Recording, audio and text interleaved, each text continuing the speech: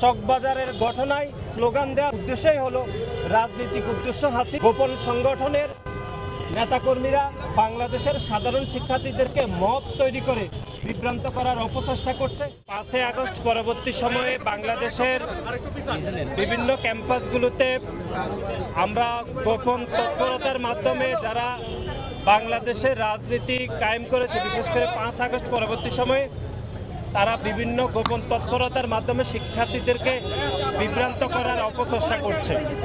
এবং আমরা দেখলাম যে গত 2 দিন আগে ঢাকার চকবাজারে একটি মর্মান্তিক এবং অনাকাঙ্ক্ষিত একটি হত্যাকাণ্ড হয়েছিল।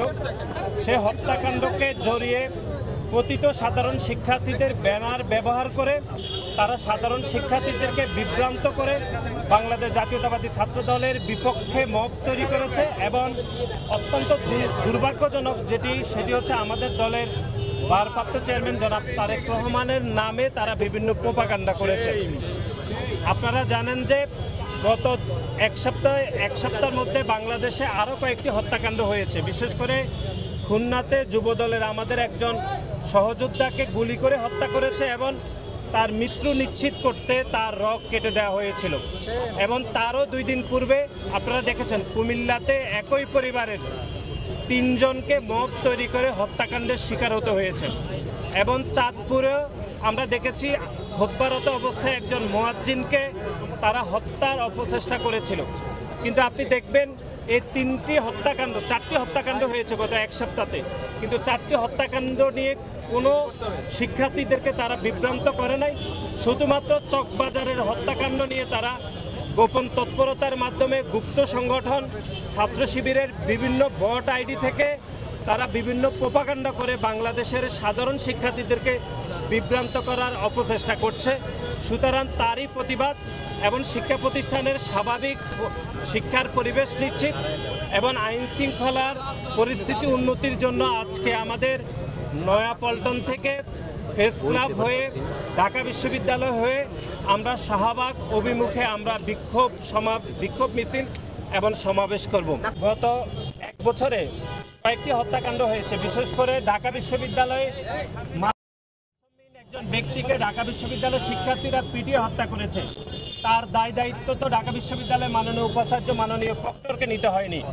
আমরা দেখেছি ঢাকা বিশ্ববিদ্যালয়ের সংলগ্ন এলাকাতে ঢাকা বিশ্ববিদ্যালয়ের মেধাবী শিক্ষার্থী শাহরিয়ার আলম সাম্যকে হত্যা করা হয়েছে। তার দায়িত্ব তো ঢাকা বিশ্ববিদ্যালয়ের মাননীয় প্রক্টর মাননীয় উপাচার্য নেয়নি।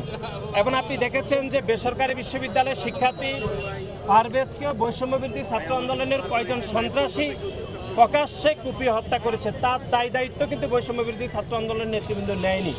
সুতরাং কোনো হত্যাকাণ্ডের দায়িত্ব যেহেতু কোনো শীর্ষ নেতাকে শীর্ষ অভিভাবককে নিতে হয়নি, কিন্তু আমরা দেখেছি চকবাজারের যে হত্যাকাণ্ড হয়েছে সে হত্যাকাণ্ডের দায়িত্ব রাজনৈতিক উদ্দেশ্য প্রণোদিতভাবে আমাদের দলের ভারপ্রাপ্ত চেয়ারম্যানকে অনিচ্ছাকৃতভাবে এবং রাজনৈতিক উদ্দেশ্য হাসিলের জন্য ওনাকে টেনে নেওয়া হয়েছে।